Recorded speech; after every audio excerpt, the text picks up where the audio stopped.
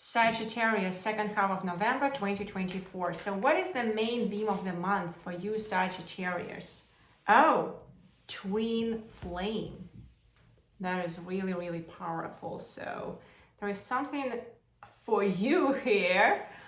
What is around that relationship and resolving any kind of thing related to the twin flame, within or without. So that's a very, very interesting theme for the month.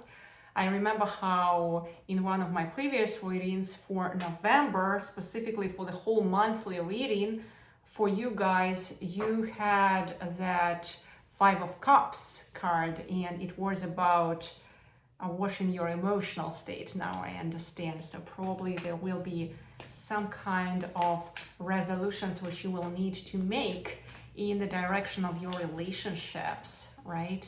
So there always, when we meet our twin flame, it may bring us to some kind of openings within us, of opening of the previous wounds, in fact, some triggers, you know, some kind of elation state, but then maybe some closure state. So some instability, some uncertainty is happening. That's why number 5, actually Five of Cups, it's explaining everything around you. So watch your emotional center through that month, how to come through that period, my dear Sagittarius, in a very balanced way. Because whenever we actually start that inner deep work through those predestined relationships, we in fact have to put ourselves really deep into balance. If we don't do that, what might happen eventually, we might miss opportunities for deep inner healing. We may create more conflicts into our lives unnecessarily, and we may create more harm than healing for us and for everyone around us. So how do we do that inner healing? All right, so Four of Swords, Judgment. All right, beautiful cards I see here. King of Pentacles, Strength, yes, I can see already a clear theme here, a clear pattern. The Lovers, those twin flames are there. Two of Pentacles, all right, and the Chariot. All right, so when I look at that card sequence here, clearly you wanna just go into it. It's just saying to you, just go into it, overleave it. It's really some kind of a predestined self-healing machine for you, right? So it's just giving you that green light. But at the same time, it's accompanied with these Two of Pentacles, meaning that you're weaving that thread of those relationships, trying to keep that balance. It's exactly what I am talking about, because in the moment you lose that focus of your balanced state, right? It will start speeding up that much that in fact it will create more disaster and more harm to your soul than true healing, okay? And you do all that through kind of like that receptivity mode. You go into that mode of, hey, I found my fit for now. It's just like that bee is finding the rose. And if you're a woman listening to me right now, you wanna not have that active principle at those relationships. You wanna be kind of like more receptive. These type of relationships are very healing for you. So you wanna just be in a more receptive, accepting mode and healing everything through that love. Let's say you met that new beast into your life. So in fact, you heal all your inner beasts through love. Because believe me, like in the beginning, and probably you already experienced it, of any kind of new relationships, any kind of romantic relationships, everything is so amazing. But later on, with time, we figure out that it's not. In fact, and it's just like I don't want already these relationships. But what is happening in reality, it's not that the person in front of us changed. It's we who actually started being triggered by his or her behavior. So we deal with that inner beast, not even the outside best, through that self-loving, self-compassionate attitude, right? So that the 𝐾𝐄𝐆𝐀 by ours would not be suffering. And it seems like it's a perfect fit for you for this period, in fact. That's quite interesting. So you need to have that sound judgment within you so that to make it all happen. Because only sound judgment and not the critical judgment will actually allow you to preserve those relationships even.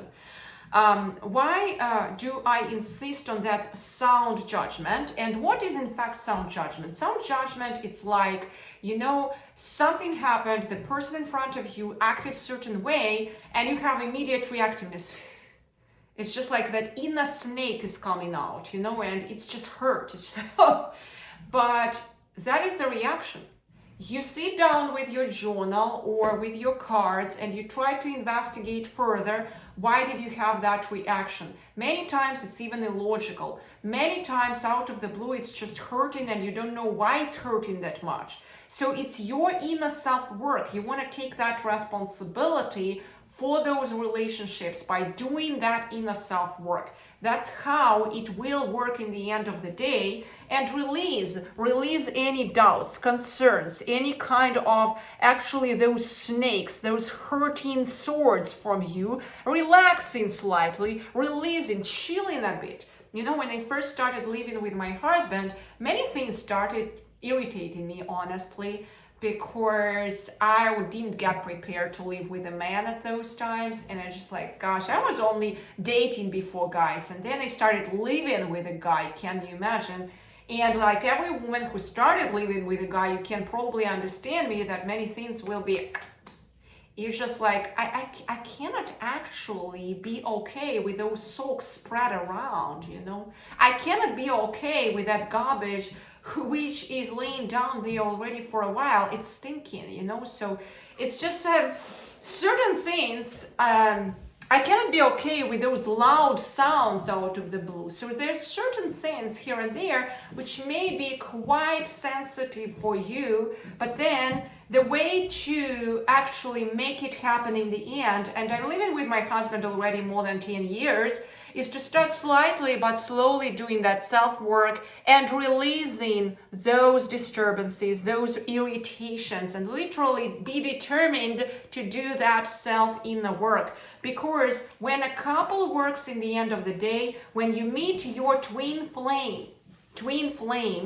then it's your responsibility, in fact, to make it work. It's not the responsibility of your destiny. You become responsible for that. Are you taking it in? Are you willing to do that work inwardly? Then it will end up tremendously well. If you are not really committed to do that inner work, then guess what? All the goodies, all the beauties of that love will be hidden from you. And I see so many ladies here and so many men who are actually missing those twin flames, and they are literally in front of their eyes. I remember how one of my friends, he was blessed with a woman, but he couldn't really release a certain belief in him that she has to support herself financially. And she, in fact, wanted just to relax. And they couldn't make it work in the end. And she was a tremendously lovely lady. She did a lot. She actually really sacrificed her career for him. She started traveling with him. He was a traveling guy, but he didn't really see it in her. And in fact, they had to separate because she said it's enough. It's enough. So sometimes, even if it is so-called a twin flame, but the other party doesn't will to do the work, is not willing to do the work, it's okay to say it's enough. So she had to say, and I completely understand her, it's enough, too much work, right? So you do your best, you give it a time, you observe, you are determined, and even if it will not work out tremendously, fantastically well, what will eventually happen is you perfect yourself as a character. and you perfect yourself as a wonderful being here, because every loving experience, your every resolution, and your playing full-heartedly will count here. You do not want to walk through life playing half-heartedly, okay? Being like a corpse. You want to play full-hearted. You want to live on the full, you know, to really have that full sensations. So do not really be afraid if you meet your twin flame. Just be determined to do your work. Be determined to really do that self-release practice, right? And then everything, absolutely everything, will end up tremendously well. Now, when you go into any kind of relationships, it's not only something what depends on you. As I already mentioned, there is the work from another party, right? So we don't release that responsibility from another party as well. I gave you the example of my beloved friend, how he didn't really appreciate that gift from the universe to him of a really amazing woman. And she came to him as a healing. She came to him as a healing of that belief that she has to provide for herself and everything needs to be 50-50, you know?